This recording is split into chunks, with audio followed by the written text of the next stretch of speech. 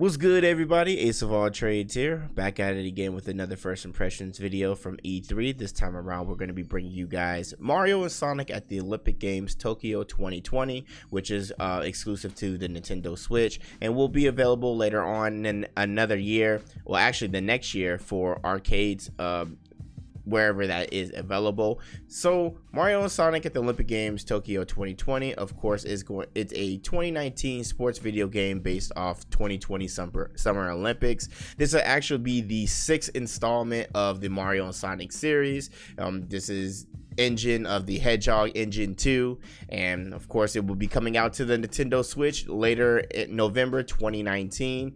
So I wanted to talk to you guys about my hands-on work for it. I got hands-on at E3. They had Nintendo had a huge booth. They were probably one of the biggest booths there, and they had, of course, they had Pokemon, they had Luigi's Mansion, and then they had Mario and Sonic at the Olympic Games. They had it set up like if you were actually within the stadium, within the track. They had rock climbing. They had the switches everywhere, so you could be able to participate in different various sports. And from that, in this one, from what I played, there is multiple sports within it. So boxing, soccer, swimming, gymnastics. Some of the newest ones that they're promoting: karate, skateboarding, sport climbing, and surfing. Now, I had some hands-on with the skateboarding, and I'm just gonna say firsthand that the skateboarding feature is not.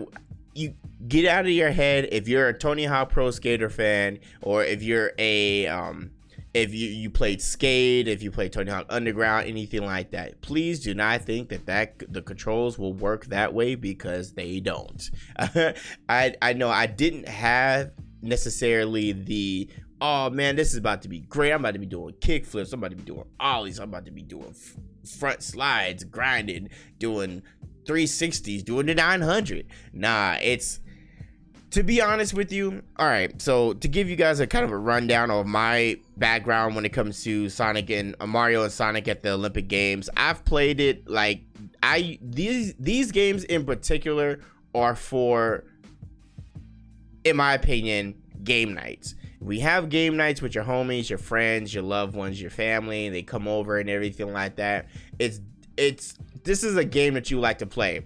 I remember when the first Mario and Sonic Olympic Games came out, and we did, me and my homies were playing the track mode, and when you have to use a Wii nunchuck and everything like that, and it gets competitive because we all ran track.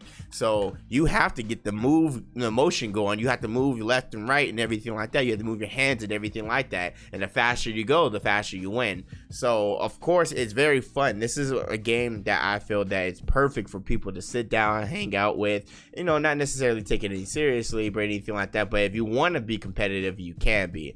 Now, going back to what I was saying about skateboarding, I did feel like the controls were kind of stiff when it comes to the skateboarding mechanics and everything like that. You do have a special meter bar when after you've consecutively landed multiple move sets, and I literally can just be hopping in the air and just doing a basic ollie, but once you've consecutively landed an X amount of moves, your special meter goes up all the way, which enhances your special moves, and then it gives you the ability to get more points. So basically, when I went against one of the members of the Sega booth, pretty much it was a race to see who could get the most points.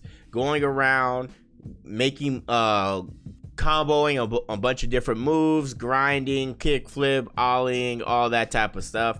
And we use the Joy-Con controllers. Now, I would highly recommend, if you are playing this, to use multiple Joy-Cons. In my opinion, I felt that either the Pro controller, or if you have like what it comes with standard with the Nintendo Switch, is like that little dock that you could put the left and the right Joy-Con to kind of make it its own controller in one complete controller. I think that that's better compared to using the Joy-Cons themselves, because I'm not gonna lie, I did feel like it was really stiff. Now you can play it. You can play with just the Joy-Con if you get used to playing the Joy-Con and everything like that. Like for instance, playing a Mario Party with the Switch was fine using just the one of the Joy-Cons, but with this game it's a little difficult because the buttons are so small and everything along those lines, and plus the controls were a little stiff.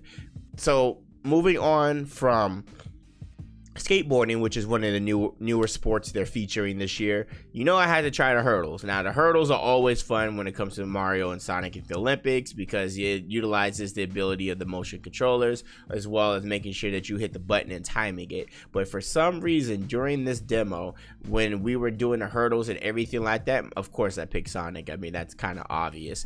I legit won by just running through all of the hurdles, bro. It was so unrealistic. It was ridiculous. Like, I was literally going fast. Bow, ran over a hurdle. Bow, ran over a hurdle. Bow, ran over a hurdle. And then when I was actually trying to use the button to react and jump up with the hurdle and time it, because with any like hurdles and anything like that, I will say when it comes to realism, timing is everything.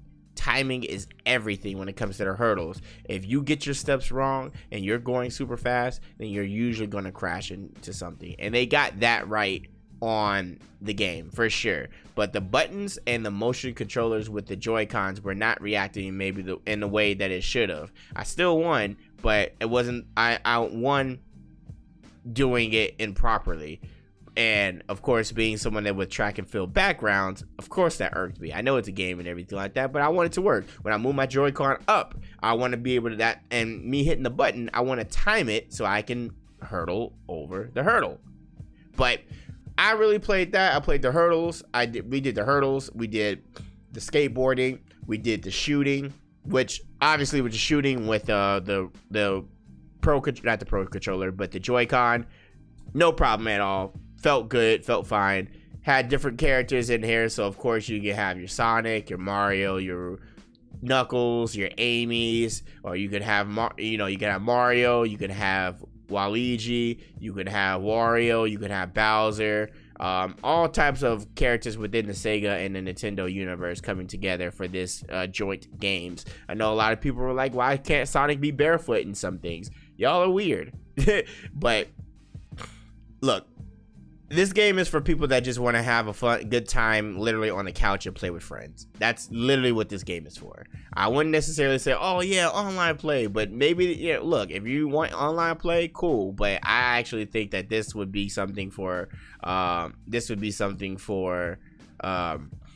more local play and everything along those lines. But you get what you get when it comes to this game. It's fun if you're into track and field and you like being competitive with your family and friends. This game is for you. Not necessarily to take too serious, but you can be competitive if you want to be.